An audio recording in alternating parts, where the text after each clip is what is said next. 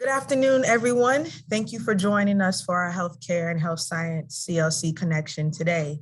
Happy homecoming to our Gators. My name is Ashley Roseborough, AKA the CLC Lady, and I'm the program manager for the ATA program and your moderator for today's event. We are excited to be joined by our honored guest, who I'll be introducing momentarily. But before we get started, I wanted to cover some few housekeeping items for you. If this is your first time joining us today, this is an opportunity for you to engage with our speaker, ask as many questions as you like. If you're familiar with attending CLCs, you know what to do. Drop your questions in the chat, leave your commentary in the chat, and we will answer them during today's session. Whatever we don't get to, we will follow up with you and with the questions so that you guys can get those answered and even direct you to our guest speaker today as well. So without further ado, let's get started. Today, we are honored to have Ms. Jade Paris-Robinson. Jade is a clinical laboratory supervisor at PerkinElmer Genomics, there we go, in Los Angeles, California, working with mRNA extraction. She began her academic pursuits at Laredo Community College, where she played volleyball while working towards a degree in biology with the D.D. Harchar Honors Program. Jade is a transfer student. She transferred to Southern University in Baton Rouge. While playing at Southern, Jade experienced a traumatic brain injury, eventually requiring her to drop out of college. After taking a year to recover, Jade was able to maintain an athletic and academic scholarships at University of Tennessee, Martin, where she graduated with a biology degree and a minor in chemistry. While in grad school, Jade saw some challenges with balancing work life, causing her to make a difficult decision to leave the program to pursue full-time work at the Texas Department State of Health Services as a laboratory technologist in Austin, Texas.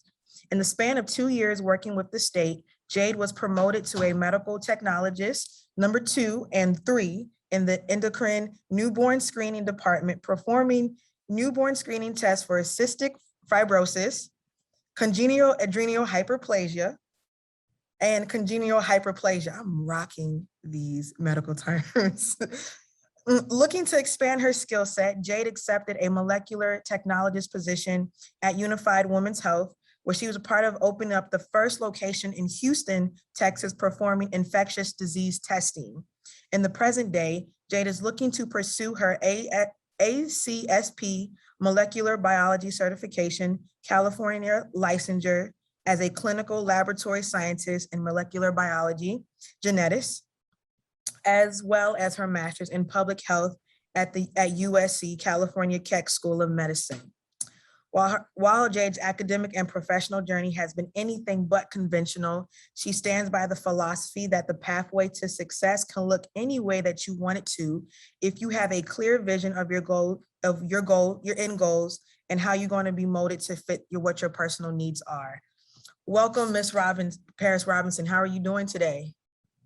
I am doing great. How are you guys doing? Happy to be here, first of all. Yes. Thank you for joining us all the way from Cali. How's California treating you? Oh my goodness.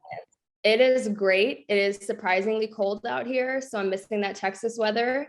Yes, but it is good. Living that Cali life. No complaints. Yes. Have you found a favorite spot in LA yet? Oh yeah. The downtown area, downtown LA. I mean, you can't go a block without finding good food. My favorite is High Rise Perch is great. If you go there, it's a great French restaurant. Okay. Amazing. Yes. Nice. Well, we hope to get out to LA one day. Once, COVID clears up a little bit more for us. Very true. Southwest counseling trips left and right. Oh, yes. Before we get into our interview, I have an icebreaker question for you. Sure. If you could be any insect, what would it be and why? Ooh, that's a good one. I think an ant. I feel like ants are just always on the go. They're always looking for the next little crumb of food. And so I feel like it's very just innovative. You always got to make something out of nothing and try to work it out. I feel like I would be an ant.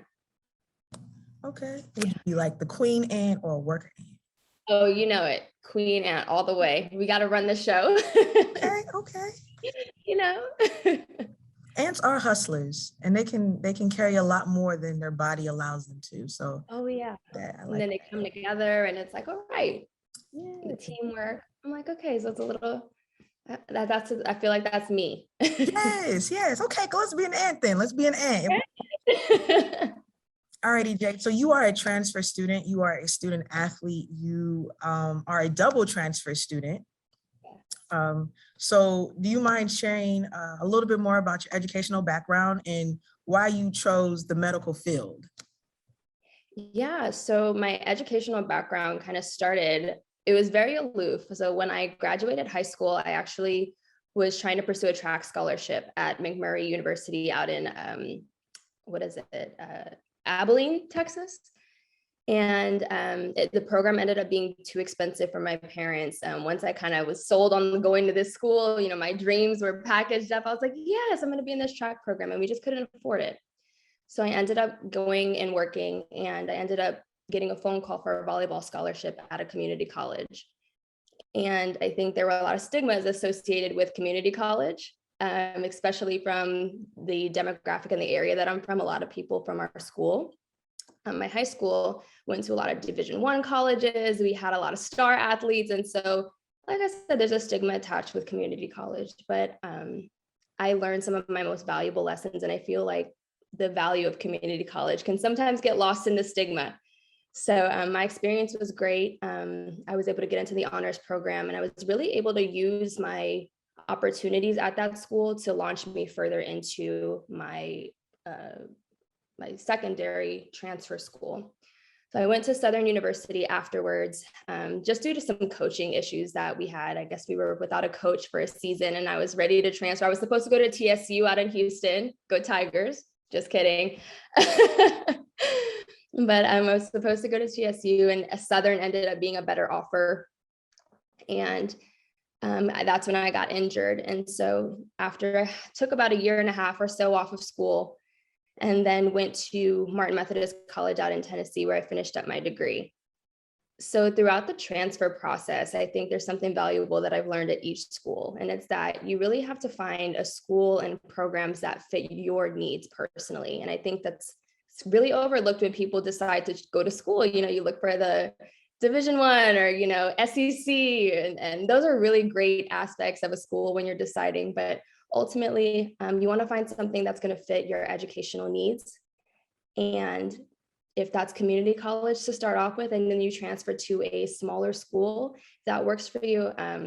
I've really learned that through each of my schools. So it's been really great. My interest in the medical field really started because I initially wanted to be a doctor.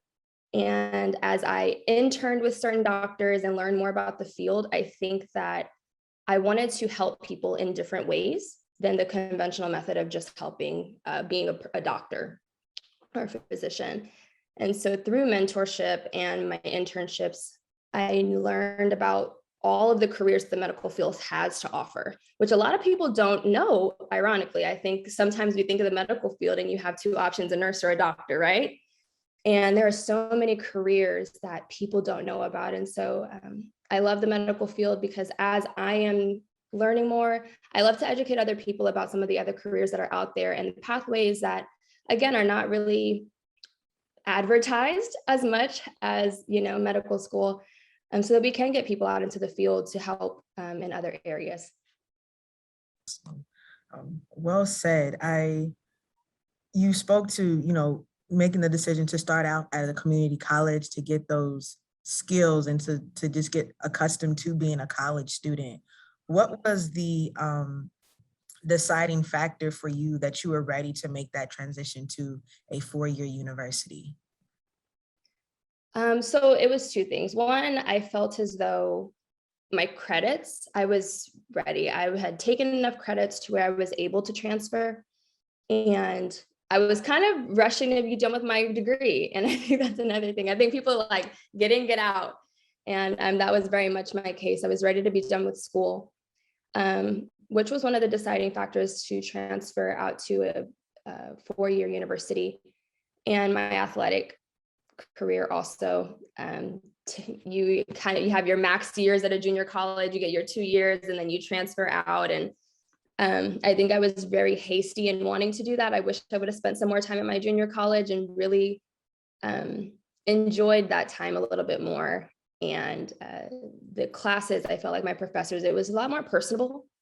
Whereas at a bit larger four-year university, it was the transition at times was difficult for me. So.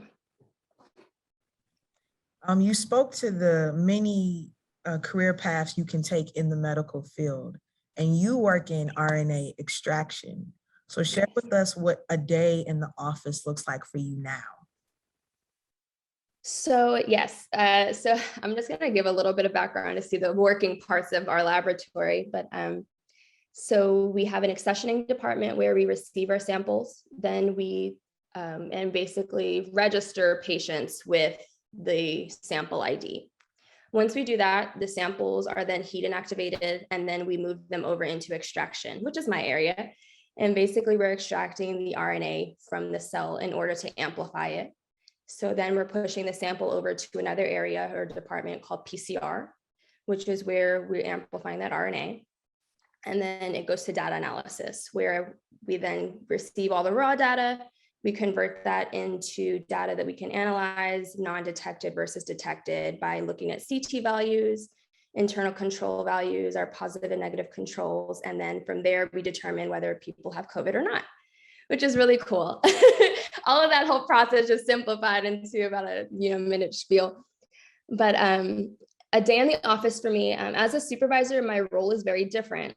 And I think that transitioning from a medical technologist role, where I am very integrated into the process and I'm actually performing the testing, my role as a supervisor is completely different. I'm overseeing day-to-day operations. I am making sure that any pending samples that have been lingering or have not made it through a process of being batched correctly according to how our instruments need to run them, I'm overseeing that. I'm making sure that my technologist or my team is on the same page and has all the announcements and kind of know what's going on to perform their duties and job responsibilities. So I manage things. I have a team of 40 people. I am the youngest supervisor. I'm 27 years old, and I believe, yeah, I know. I'm like, yes, youngest supervisor. And I came in learning a lot, and I don't want to say naive, but I think that it's such a privilege to be so young in this field, because you come in right out the gate learning so much. And I've been so grateful for that opportunity. It's just, I've been such a sponge and have soaked up things that I've learned from my older coworkers and even people who I work side by side with, my team, who may be younger or older than me. I never take away that opportunity to always learn something, no matter where I am in my career, which I've been really grateful for. Awesome. To speak to being in the youngest, and you're a supervisor, yes, what has been one of the biggest growth opportunities you've noticed transitioning into this role, and so fast in your career?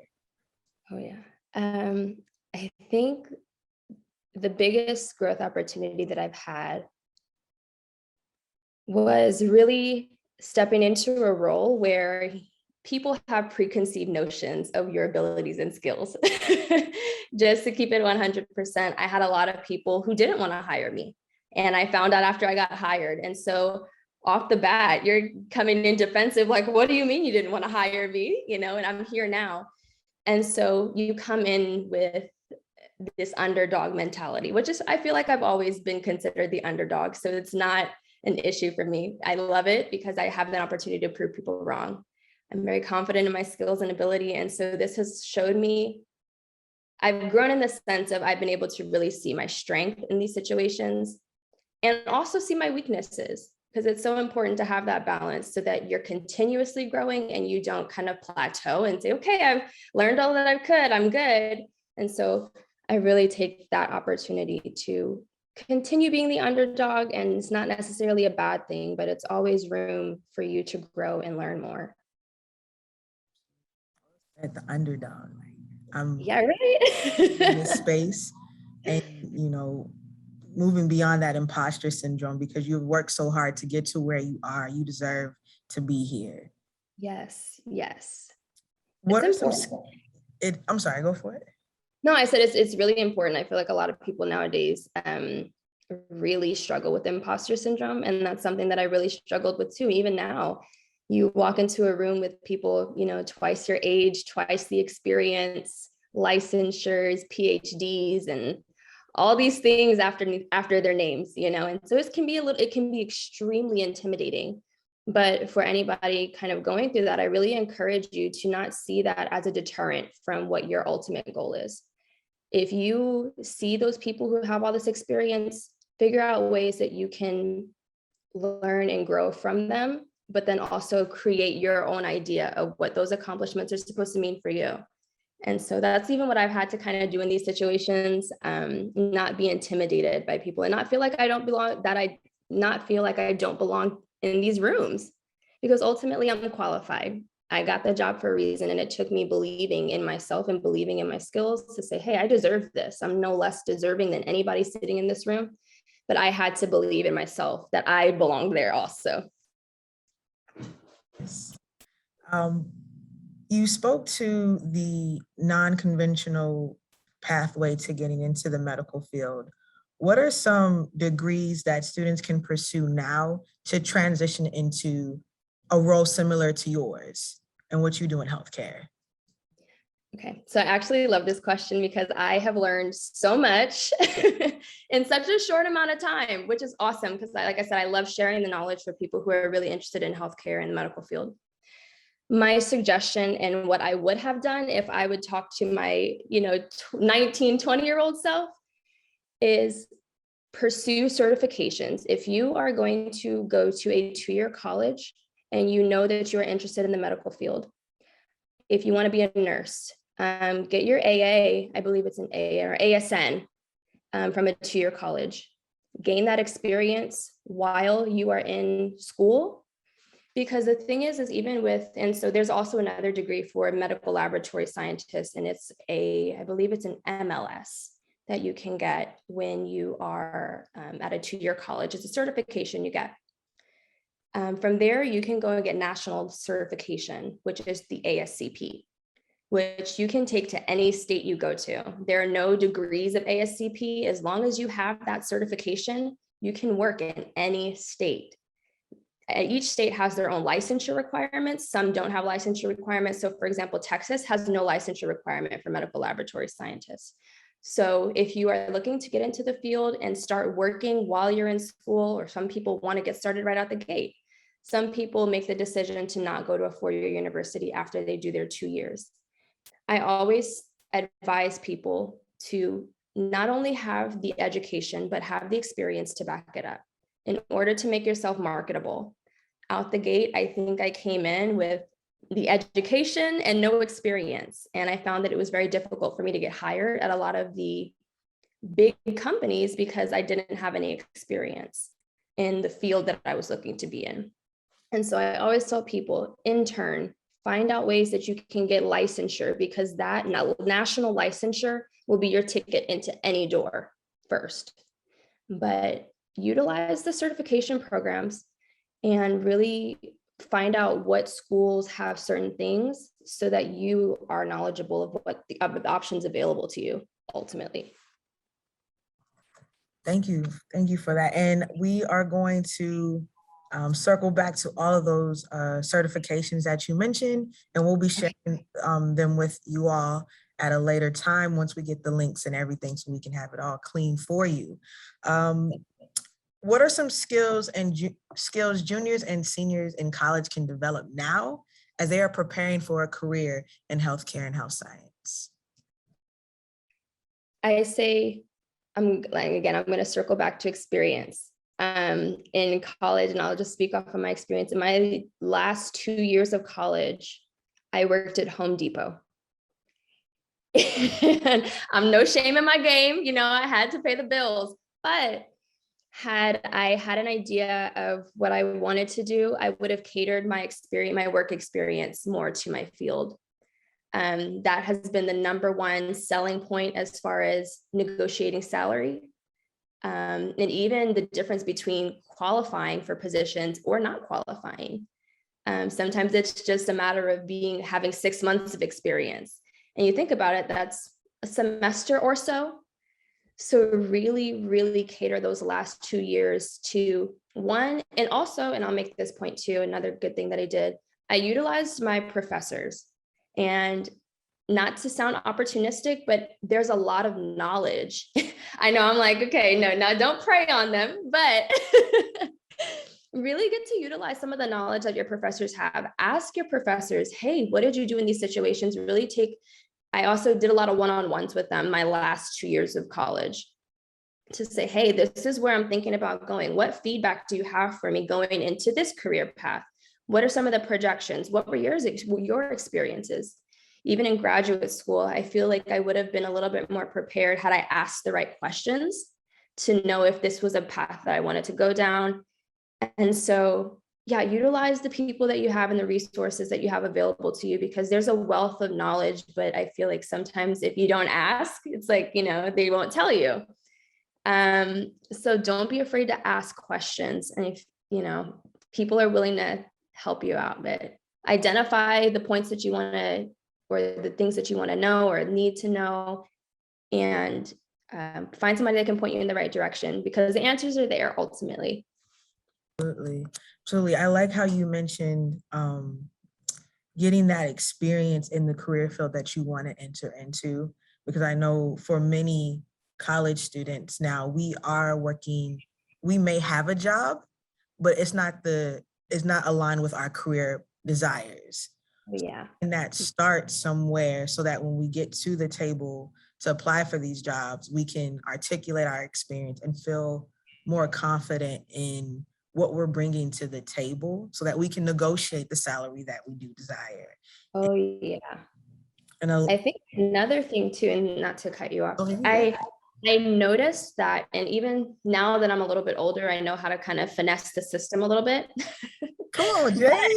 I know I'm giving away all my secrets, but look for positions that you are interested in. So for example, when I was a medical technologist in my entry-level position, I was looking at supervisor roles. I knew that I wanted to work for either the World Health Organization or the CDC. I remember looking at job positions that I did not qualify for any. I mean, I remember right before I graduated, I remember applying for the CDC, knowing I wasn't qualified, but just to get an understanding of the rigor of the application, knowing what GS7 is and GS9, and knowing the requirements for these positions. So then I can tailor my work experience and the jobs that I choose for my future position. I know the job description, I know what they're looking for, and I can really handcraft the next 2 to 3 years of my life to fit the next 5 to 7. And so I think that's really been super important in my process right now. It's like, you have to have that vision of, okay, I'm starting right here. It may be an entry-level position, but ultimately, if I want to get to here, these are the things that I can do now that will fit all of that criteria, so that when I go into my interview and they're asking me, why do I want this job and what have you done to prepare? You have a list. These jobs prepared me for this aspect of your application. These jobs fulfilled that requirement. And so that's been a really, really big part of my success, is really just handcrafting how I handle and how I work through my career, I guess. So at 27 years old, you have figured out in a nice, neat plan. For those of us who, trying to figure out how to plan ahead while still considering right now. What are some, I know you went through your process and everything, but what is something that you saw along the way in planning that has been, has made that process a little bit easy, like more digestible, because it can get overwhelming at times. It can get very overwhelming. I'm not going to lie. I've had my series. I mean, right now, this is like composed. I got it together. I'm cruising. But maybe about, a year ago, it wasn't like that. And even out of college, it definitely wasn't like that. I think it comes from setting small, attainable goals. And I really think that you have to break it down. If you have to break it down with, okay, I'm gonna just apply for 2 jobs that fit what I'm looking for today. Have an ongoing document. And I think even with myself, I'm a big Excel person. So I had schools that I was interested in now and jobs that I was interested in now. And then I had another sheet where I could kind of keep track of my progress and what I'm actually doing. Because I feel like even me, sometimes I'll get wrapped up in, oh, I got to take these notes and I got to plan this and I plan this. And I realize that in all of the planning, amidst of all of that, I'm not really getting anywhere.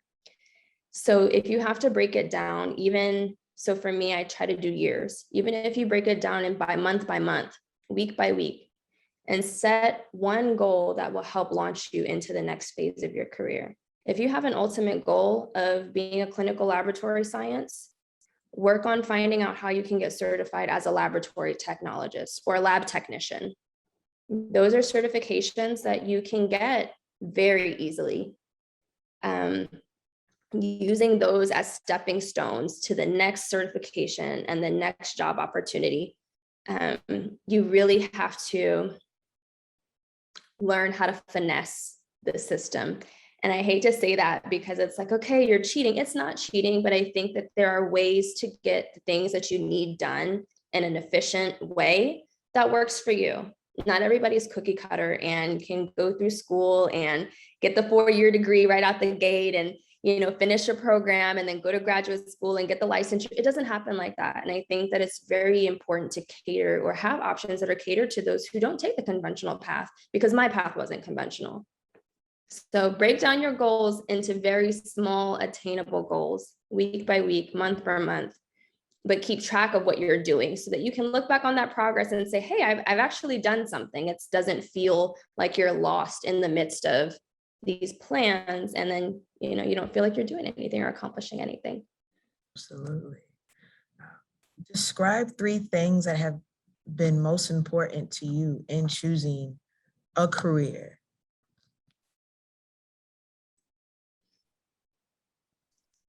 I think fulfillment, longevity, and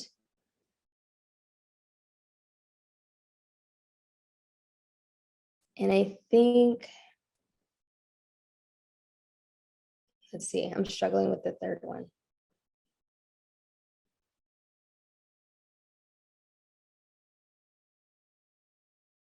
And I think also, let's see, I'm trying to see how I should say this. Oh, if you want your job to really not destroy your mental health. You said it just fine. You said it just fine. Yes. Yeah. I think those have been the 3 main things that I've been looking for now. Pandemic era work, as we all know, the pandemic has changed a lot. The demands of workers has changed. The demands of the workplace have changed, just depending on industry. So you want to look for a field, one that there is longevity in. You want to make sure that if anything happens, you still have a job to go to. You still have a means to provide. And so for me, I've noticed the laboratory is always, there's always a need for a laboratory. Even during the pandemic, I was working in newborn screening when the pandemic started, and we were a 24/7 operation. We were essential. We worked around the clock. Same with COVID testing. So find an industry in healthcare that that you will have a job. And I think that's so important. Like I said, nowadays we're battling shutdowns and the future is very uncertain for certain industries. And so for me, it was very important to know that if it came down to it, I had a job and I could provide for myself and like I said, I'm very grateful because a lot of people don't have that same opportunity. And so when I advise people on their careers, find positions that are essential. There are some laboratory jobs that are not considered essential, and a lot of those people were laid off. And so I've had to be very strategic in the types of positions I choose so that I can also provide for myself in case something were to happen. There, you want to find, there's a saying called see a need, fill a need. And so you always want to be able to foresee the needs of society so that you in turn are basically securing your future. So, yeah. And to piggyback off of, you are you are an essential worker. Yes. Stop. And you said that the last thing that you were looking for in choosing a career was, a career that will take care of your mental health. Oh, yes. So how do you navigate work-life balance, doing the work that you do and knowing that there's a lot of work on your plate to do? Yeah. And I'm not going to say that I do not have it together, if I'm just being honest. It's a balance. It's really a balance. I think, like I said, being young, I think we came into the position eager beaver was me. I came in and I was like, I'm ready to go. So, and I think feeling like I was the underdog, I came in taking on so many different things to prove that I was worthy and at the risk of my mental health. So there were days when I'd work night shift, 12-hour shifts overnight. And so there were days where, and I'm married. And so obviously, it was like making time for my partner and then still having time for myself and still having time to, be creative and find fulfillment in my off days. It's very difficult. But one thing I will say is you have to make time. And I know that sounds so cliche. Oh, okay, make time. I think I kind of brushed that off for a while, but I literally had to set off down hours where on my off days, I did not look at my emails. I did not look at Teams. And I turned my phone off. Even today, we had a very busy week and it was very stressful, but I come home and I have to make sure that my off days are my off days. Set aside 30 minutes or so. If you need to look at your emails, set aside 30 minutes to an hour where you handle everything. But other than that, have faith in the institutions that they will be able to carry on without you. I had a coworker tell me, if you drop dead the next day, you're replaceable. And I hate to say that, but in these industries, we're replaceable. There's always somebody who can come in and fill this role. So take care of yourself and make sure that you're able to present the best version of yourself to your workplace. And don't overexert yourself. You matter to your family, your friends. You're not replaceable to them, but to the workplace, essentially, we're replaceable. Everybody is. So I think that's a hard reality to accept, that, essentially we do not save lives, but you have to take care of yourself. I mean, I think it depends. It depends. I mean, unless you're a doctor, you. I mean, in different ways, mental health. If you talk to somebody and you really change their life. Yeah, I was just about to. So, Okay. Unless you're in a role that, serves the role of saving lives. Very true. Then Very true. You don't save lives here. Yeah. So take that into consideration when you do decide to take your off days. Sick days are sick days for a reason. Use that PTO. I encourage everybody to take PTO, please use it. It's not going anywhere. I promise. It's not recyclable, for some jobs. Please make sure, because I'm the type of person, I'll work until I can't. I'm not required to come in an hour before my shift starts or stay after my shift starts. And I found that in the beginning, I was working and I'm salaried. So I'm working 14-hour days and not getting paid for it. And I was not getting enough sleep, and I wasn't coming home and making time to eat. I wasn't making time to meditate and read and journal and really pour back into myself. And so you can't pour into a job if you have nothing left in your cup. And I feel like sometimes the workplace will make you think that you have to do all of these things to prove your worth and prove that you're up and current and you're relevant. And if you're not giving to yourself, then you're not really being able to honor your job either. And I've had to learn that the hard way. Absolutely.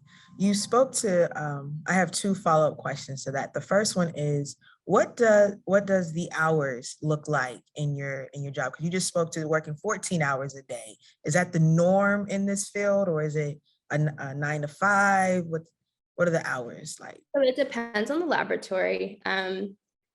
Two of the laboratory / hospital jobs that I have worked at have been overnight positions, where typically you do a 24/7, the operations are 24/7. You have a 7 to 7 day shift and you have a 7 to 7 night shift. My schedule is I am 4 on, 4 off, and then 3 on, 3 off. Because I am a supervisor, I do tend to work sometimes on my days off, whether we have projects going on in the lab that need completion for accreditation purposes, or if I'm organizing overtime to make sure I'm able to communicate within the different shifts. If I've started something on my shift and needs continuing by another shift, I'm in constant communication with the other shifts to make sure that there's no disruptions to our process. So typically that's what my schedule currently looks like. Certain labs, there are 9 to 5s. My previous job at the health department, the Texas State Health Department, that was an 8 to 4. And that was really nice with like alternating Saturdays. So really the schedules vary. And I think it boils down to a couple of different factors when you're looking at laboratory.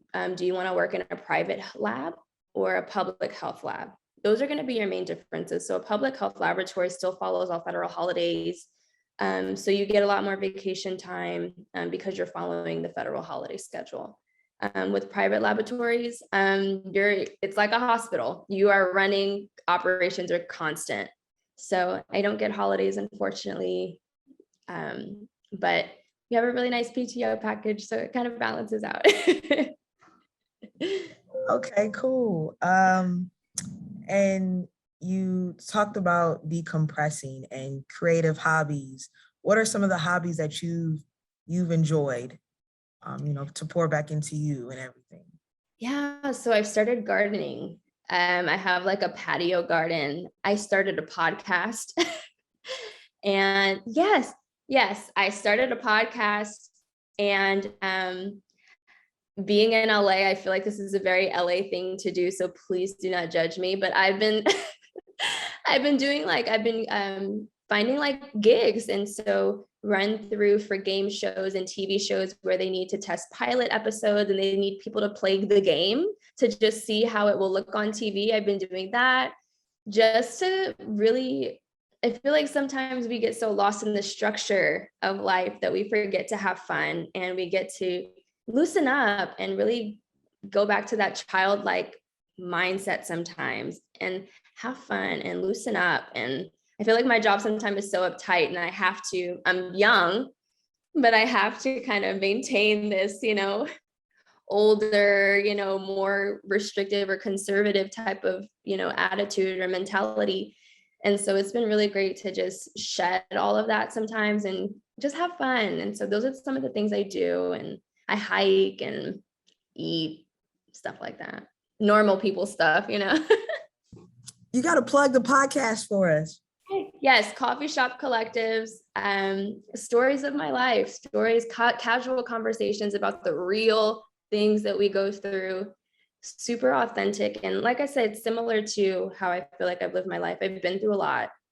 And I feel like sometimes with social media and just like I said, how society is structured today, the authenticity is lost in that. And we are so wrapped up in trying to look and be and live a certain way that's not authentic to us. And so this is really my ode to just everybody who's really poured into me and reminded me at some point in my life to be my authentic self, no matter what that looks like, no matter what it feels like to everybody else. I have to be true to myself. And I think that that's what my podcast has been. And it's been so therapeutic. And really just venting about real things that happen, you know, having this career and maybe not feeling happy in it, but also looking for ways to find that happiness and find the slivers of gold in between these situations where you feel defeated. Y'all check out the podcast. Like it, follow it on social media if you can. And yeah, I'm excited to see. We did high school together. We were on the same track team together, and you spoke to how people can sometimes stay home and go to the same colleges and go to the same places, but branching out is important to get more holistic experience of what life has to offer you. How did you find the courage and the confidence to take that step to leave Texas? So I'm actually not from Texas. My whole family were from New York. And so I think the fear associated with leaving my family. I think I'm in this bubble and you have people who take care of you and know you best. And I think I had a desire to see the world. And I knew there were experiences that I couldn't have received in my hometown. I knew that I was going to meet people who were so different and had a different approach and view on how to do life. And I think that really kind of goes back to how I live my life. I feel like there's always something to learn from everybody, no matter if you're the janitor, the CEO, anybody in between. You can learn something from anybody. And so a lot of my experiences have really reflected that. I've lived a summer in Hawaii. I've, lived in Tennessee, and then I lived in Alabama for a little bit, and now I'm on the West Coast and I'm from New York. And so I really think that also seeing different cultures really has helped me become a well-rounded individual. So I think the courage was given to me by my family, my grandma specifically. My mom is always just like, no, I don't want you to go. And my grandma's like, if you don't go out here and go live your life. And so it takes one person, I think, to really push you off the ledge. Comfortability, and it's not a bad thing.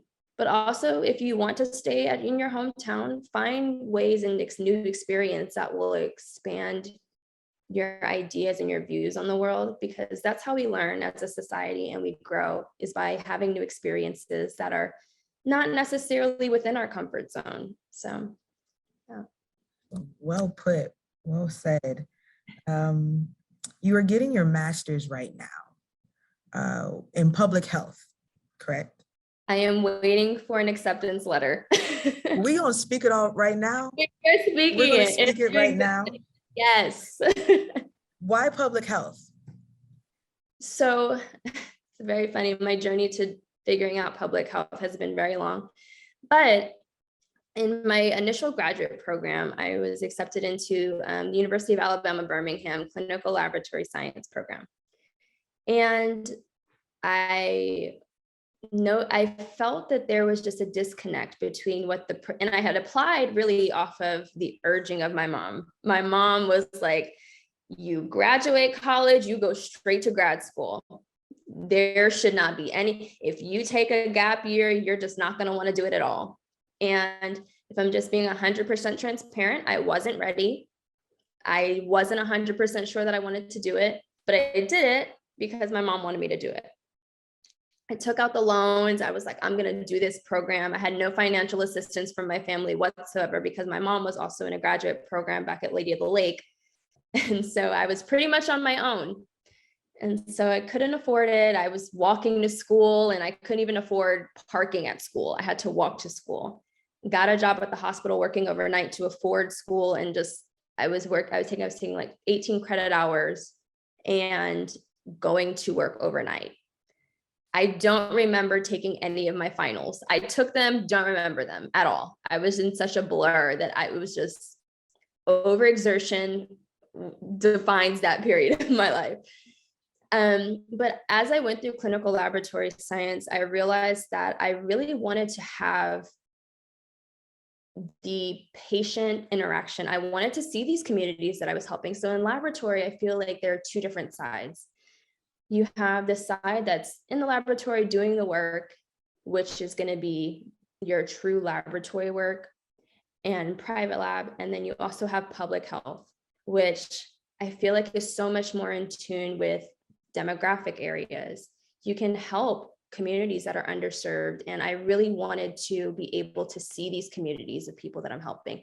I love laboratory work, but I think I also wanted that other side where I'm having interactions with people and I can see, hey, like you're making progress and these are the communities that need help. These are the people that need help.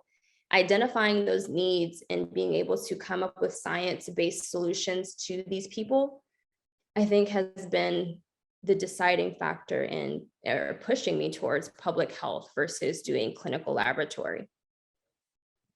And along with your biology background, what is your dream job? Like, I know you said you want to work for WHO or CDC. What is the dream job for you? Yes.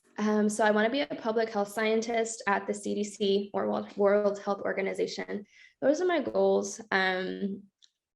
Hopefully one day become an ambassador. Yeah, I really want to set up access to laboratory testing in communities that don't have access to it. Just speaking from my own demographic, African American communities, sometimes we don't have the knowledge of getting tested, and that's not very routine. I have a grandmother who hadn't gone to the hospital in about 30 years, and then, goes to the hospital on a whim and you're in liver failure, So I really want people to be aware that it's not a pricing issue or a financial issue. And I want to be able to bring that to these communities because sometimes it can be overwhelming and intimidating to walk into a hospital and say, this is what I need. So how can we cater this experience on a smaller scale to the people that need it? So I think that's really important when we look at the future of healthcare. How do we get access to those who do not have them or can't afford it? Thank you. In your experience, what are some challenges you have in your experience? What are some challenges you have experienced yourself or witnessed in your career field? How did you overcome them? Some challenges that I've experienced are let's see. I think it's just one, like I said, feeling like I deserve to be in the positions that I'm in. I've been promoted very quickly, quicker than some of my peers. I've started off at the same level as some of my peers who have gone through the master's program, some of my coworkers or some of my cohort. They finished the program and they got their certification and they're working in these laboratories. And I didn't do that. And I am in a supervisor role. And I'll say, don't ever feel limited within the confines of what people tell you you can be and can do. Go and find out for yourself. Take that risk and apply. Take that risk and talk and network with people who can help get you into those rooms. Like I said, it's just the drive and the hustle that I have, but everybody has it within them. It's just how you execute it. So I've overcome the challenge of being compared to people who, like I said, we started off at the same position and people look at me like, well, why you didn't do this? You didn't finish this. You don't have this. So why are you why do you have this position? You don't deserve it. And so, like I said, it's that confidence within myself that I deserve to be here. And I've been very innovative in how I structure my work choices in my career. So just feeling deserving. You are deserving. You are deserving. Thank you. How has COVID-19 impacted your job or the field of healthcare? We are busy. Even more busy? We are so busy. Oh my goodness. So typically, so just to kind of give some background, our laboratory, the current lab that I'm in, we have the capacity to process 80,000 samples per shift. So in 12 hours, we have enough instruments. And so it's a very high volume lab, high throughput, 80,000 samples in a shift.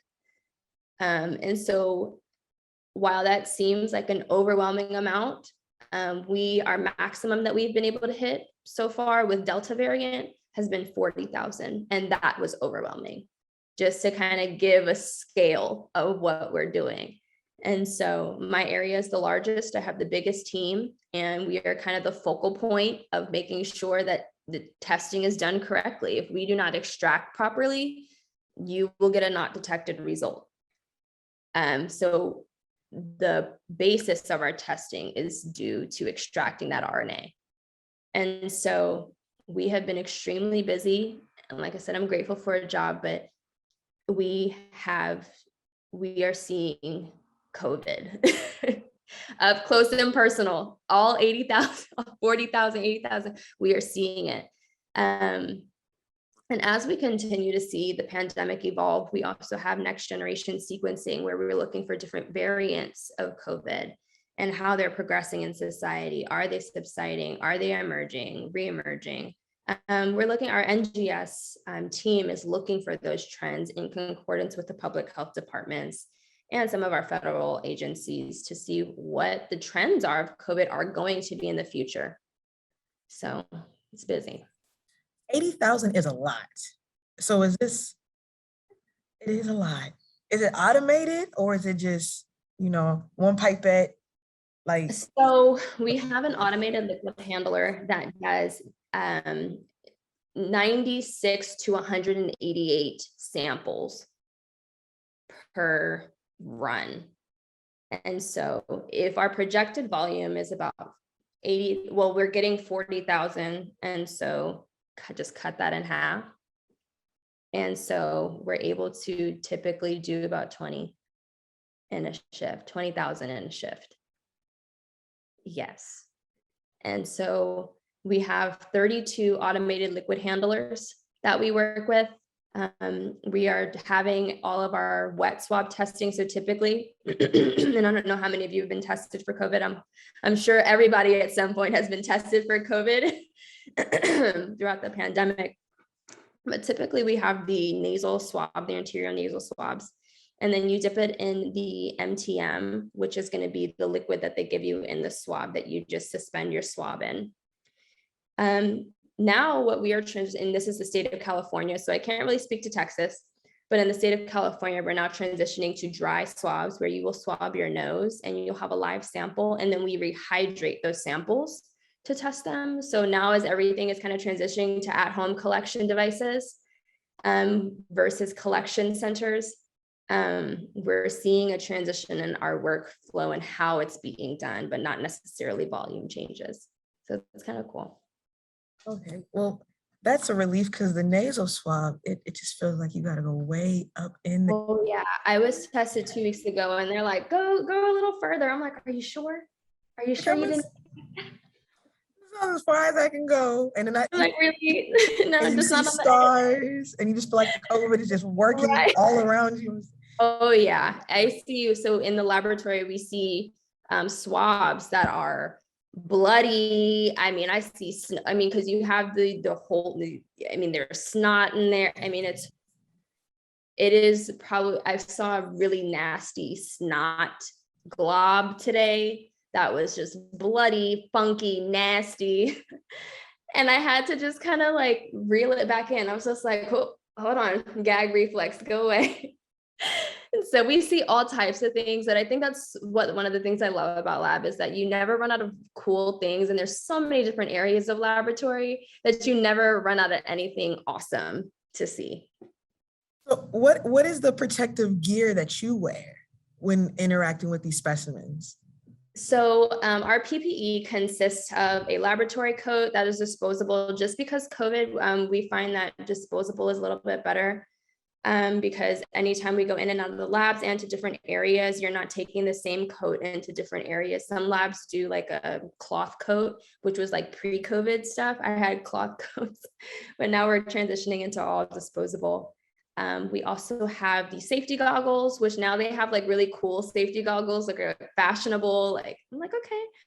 So we have some safety goggles. We have face shields whenever we're working with our dry swabs, which don't require that MTM or the wet tube or vial. And then we also just wear our gloves. And then obviously like the long pant, no like skin exposed on your pants, like no like capris, gotta wear full pants and feet covered. So that's our PPE. So no hazmat suit, anything like that? No hazmat suit. Unfortunately, we are not working with Ebola. I wish one day I will work in a lab that tests for some really cool, scary things, but this may be like a couple years down the line. So you have worked in different areas. You worked in infectious disease, you're working with COVID right now, and you worked in the endocrine newborn screening department. What is your favorite area to work in? I love working actually at my COVID lab. And I say that because laboratory has become so automated now, where it's rare that you get to see some manual processes being done. And we say molecular is the future of lab. And as I'm kind of learning all the molecular systems, a lot of them are automated. We're replacing the manual processes with instruments who can do them more accurately, precisely, faster. And so as we're doing that, and I'm kind of seeing our lab evolve, I still do appreciate that we do some things manually, like preparing our master mix, which basically sets the reaction or starts the reaction for the lysing of the cells. And so that's prepared manually. We are also, some of our pipetting, if our instruments are off, we are manually pipetting that. Whereas in newborn screening and my infectious disease testing, it's very open and closed system. You get all the samples, you put them in the instrument does everything, pops out a result, and you analyze the results. So I definitely love the COVID lab. And when you share with people that if you do share with them that you do work in a COVID lab, are you getting all types of questions about vaccines, COVID this, COVID that? Yes, I do. I do. I get asked about vaccines. I get asked about, I'm having this symptom. What do I do? And I pretty much have to give, blanket CDC answers. This is what the CDC says. This is what we have to follow. But still, like I said, I think that fortunately I have a very unique perspective testing samples. So obviously being in healthcare, a lot of my views are kind of assumed, but like I said, I always encourage people, you have to do what works best for you and your body and your family, and whatever works for you has to work for you. Nobody can make that decision. And so I try not to, inflict my views or tell people what to do. I'm like, whatever works for you, you best. And so make the best decision for yourself. Speaking to, when you do offer advice or you do have these conversations with people, when you're in industries like healthcare or education or mental health counseling, how do you maintain that boundary of, I'm sharing this information with you, but I'm not going to tell you what you have to do for you? Because I think it's a tricky place to be in. Yes. I think ultimately it comes down to me just having a baseline respect for other people's choices. I can have my own opinions that I feel like fits best, but if everybody went according to what the mainstream's opinions and thoughts were, then there would be no diversity in how we think and how we move as a society. I always tell people, not everything is one size fits all. And you have to be very cognizant of that when giving advice, which is why I try not to interject into anybody's own personal views or beliefs. I think it's great. And I think it's very valuable to have conversations surrounding these topics. But ultimately, like I said, that baseline respect for other people's perspectives and thoughts and ideas on things that are going to be for them need to be respected, no matter how they differ from what you believe. Well said, well said. And what are some organizations that you can learn about more for clinical labs? Oh my goodness, I have tons. Roll 'em at us. My goodness, the Association of Public Health Laboratories. This is a new resource that I had found maybe about a year ago with tons of internships just sitting there, paid internships, where they will fly you out, housing, food, your all intended purposes working there to get experience in all different areas of the laboratory while you're still in college. There are ASCP website is great. It's a great resource for if you're trying to get certification, licensure. I believe it's AAMB, which is, or AAB, American Association of Blood Bank. I have to double check that one. I have a list of resources and websites for people who are interested, because you can really find a lot of great things that I wish I had access to when I was in college, because it really would have changed the trajectory of where I am now, had I known these options were available to me. So yeah. We would love to get that list, please. Yes, I will send it. I will send it. 'Cause the acronyms are throwing me. The acronyms. Right. Yeah, there's just so many acronyms. People are just like A, B, C, D. I'm like, oh, okay. Sure. Yeah, it's crazy. All right, I have a few more questions for you, Jade, before we wrap up. But however, if anybody in our audience, whether you're online with us or hanging out in the lounge, if you have questions, please ask away. We would love to get them answered while we're with Ms. Robinson today. And I'm going to keep rolling with mine until then. Cool.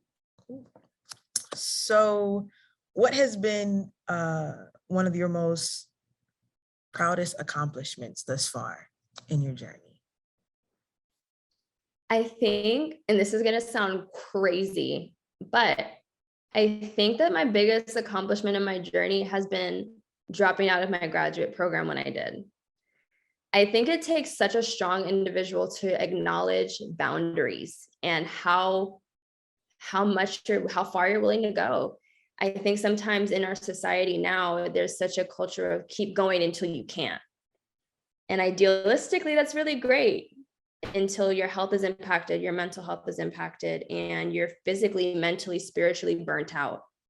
Making that decision was very hard because I faced a lot of criticism from my family, from my peers. I was afraid of what people were going to think of me. And I was very proud of the fact that I had the courage to say, hey, I am reaching my limit. I think I need to stop and reevaluate what I want to do so that I can honor the rest of me and not just this one part of me. So I'm very proud of that because it was hard. You know, your face, you know what I mean? Just it was hard. It was so hard. Being faced, like I said, with feeling fear of judgment. You feel like a failure. For the longest time, I felt like a failure because everybody else, I'm watching all my friends graduate and I was supposed to be there and I was supposed to finish and I was supposed to, you know, while, you know, I was the only one working in my class and everybody else had their programs paid for and I was grinding. So I've really had to show myself grace in that situation. It's years of, you know, compassion and grace on myself, but I'm very, very proud of that, to acknowledge my limits and honor them. So it's not that you can't do it. There's just always a season and a time and a place for everything. So yes, to your courage and your strength to make that tough decision to say not right now. I will get back to it. It's not that I'm stopping altogether. It's just, this is not the season right now for me to do all of this.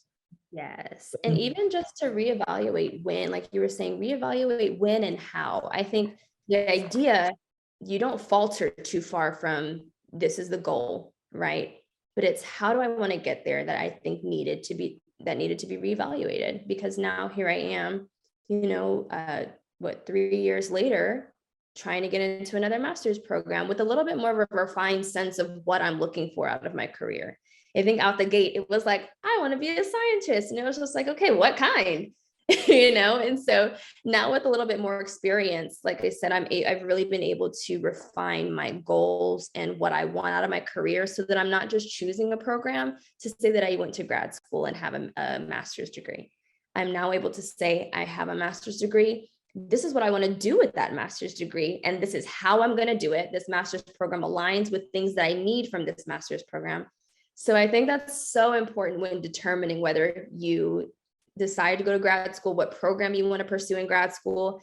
Take some time to figure out if this is the right decision for you. And if so, if it's not the time, find out, maintain the goal, but refine how you get there also. Well said, Jade. We have our first question from the audience, and I'm gonna pass it to Michelle. If you could read the question out loud, please. Okay, so thank you for sharing so much of your story with us. I am a data science major with a desire to work in healthcare. Would you recommend biostatistics, computational biology, or some other path as the best way to get into the data analysis side of what you do? What are some of the best internships for these? So I would say biostatistics. A lot of times for our data analysts who work at our COVID laboratory, and we have some people who are getting their PhD in biostatistics. A lot of it is putting together at the professional level. You're putting together and analyzing tons of data, right? But you also need to be able to evaluate the statistics of the data that you're looking at. You need to be able to present that to people who may not be able to understand some of the data. A lot of times, and I'll say this, a lot of times upper management or people you're presenting the data to, or people who are in positions higher up, they understand the operations, but not necessarily how all the little cogs work in the clock. So bridging that gap between the person who's doing it and understands what you're looking at and being able to transition that into the people who are deciding and making decisions about operations, I think biostatistics is really the way to go, because we need to be able to evaluate our systems properly, and statistics is the way to do that. Great answer. Well, great question. I don't know any. Yeah, that was a really great went question. over my head, but thank you for the response because it made sense. And I think Connecting the dots. I will definitely also look for some additional. I'm not really sure if I've seen any biostatistics internships, but if I do find any, I will go ahead and send those over to Ashley and see what I can find to help you guys out, because I'm all for helping everybody out and trying to get you launched onto your career. So I will definitely look into that. Thank you. Thank you. Well, if we any of us find our way in the LA area and you're hiring, Look, about give me look, send me that, shoot me that resume. Listen, this is not a game. Go ahead and do it. Look, it is not. What are some books you recommend to students? Like, what are some favorite reads of yours right now? Favorite reads of mine. I am actually reading a book called 100 Essays That Will Change Your Life. And it has been absolutely transformative. I think that I speak so much about kind of being a well-rounded person, and I really try to exemplify that in how I live my life. But you don't want your work to be, the highlight of who you are. Find things and find ways to develop who you are as a person and how you are professionally. Because like I said, this one part of your career is just a portion of who you are. And so always find ways to develop your character, your emotional health, your mental health, to present as the best version of yourself at all times. So I read very frequently. I've really been into like mental health books as of late. I have one called the Anxiety Toolkit, and How to Do the Work has been really great. I've been really focused on healing and really just breaking down some of the constructs of my own personal mental health and figuring out how to kind of work it out, like everybody else is. I like the Anxiety Toolkit one. I think I'm gonna have to check that one out for myself. Healthy, how to have a happy brain. I love that one. Yeah. Is How to Do the Work by Nicole LaPera? Is that the one? Okay, I follow her on Instagram, and I signed up for her text message thing, so she talks to me all the time. Oh my gosh, and she's in LA, and I'm like fangirling. Yeah. Also, Untamed, by Glennon Doyle, very good book.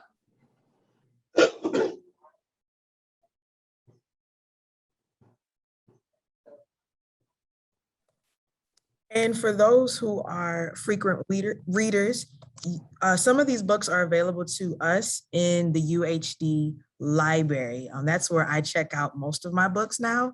And if I really do like them, I go ahead and buy them. But if you are able to get to the library and check out the books, please do so. See if they're available there first before you go out and purchase them.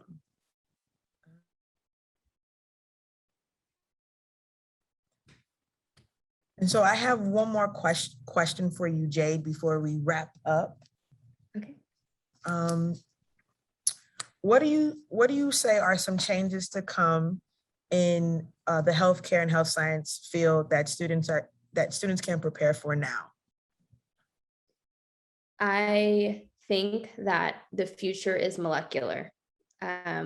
All laboratory science will eventually transition into molecular-based testing.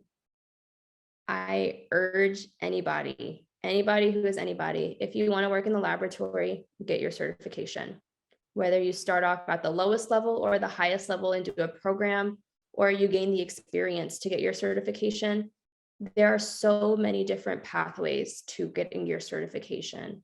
I'll be sending some resources over to Ashley so that she can kind of assist anybody who would like to gain more knowledge on it. But if you want to put your foot into any door and have a guaranteed job, no matter where you go, no matter where you move, because like I said, ultimately we want job security. We want to know that if we want to move across the country and pick up a brand new life, that we'll be able to provide for ourselves. Make sure that you establish that first, and you'll be able to secure a job in whatever ways healthcare transforms. Testing is evolving. How we are doing testing is evolving. And so, like I said, get into a molecular job first.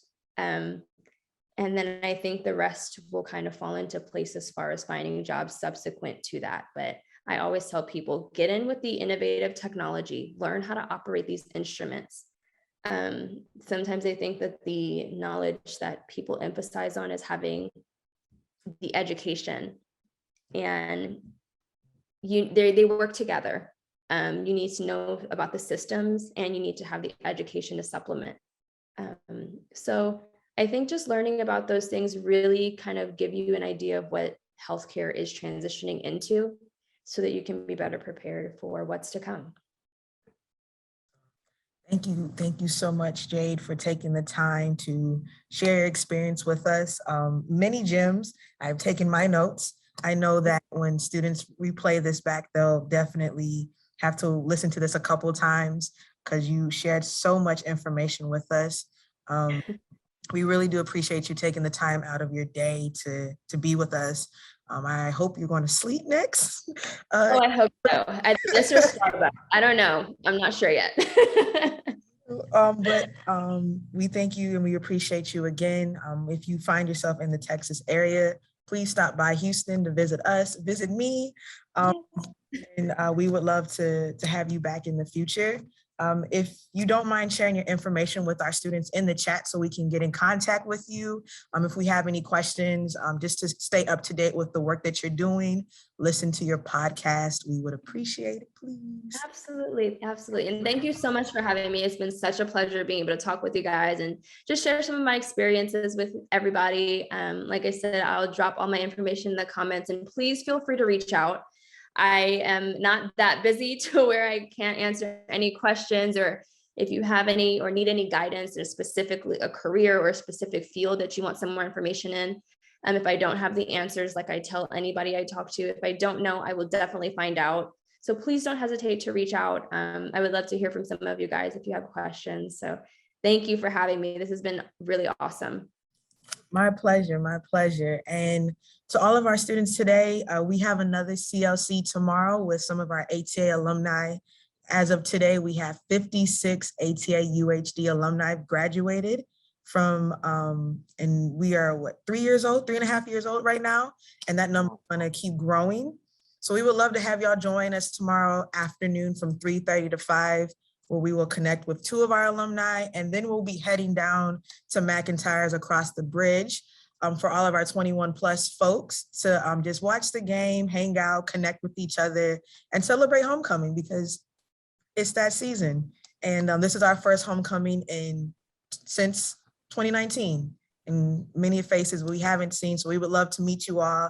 If you're able to do so, please join us. That's at 5:30 for the mixer, 3:30 for the CLC.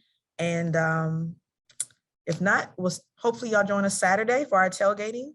We'll be outside, yes, outside, tailgating with food, drinks, bring your family, bring your friends, get some of that UHD love around you. And we just hope to see you all. And until then, take good care, stay safe, be well. Peace. Bye, guys. Thank you. Bye.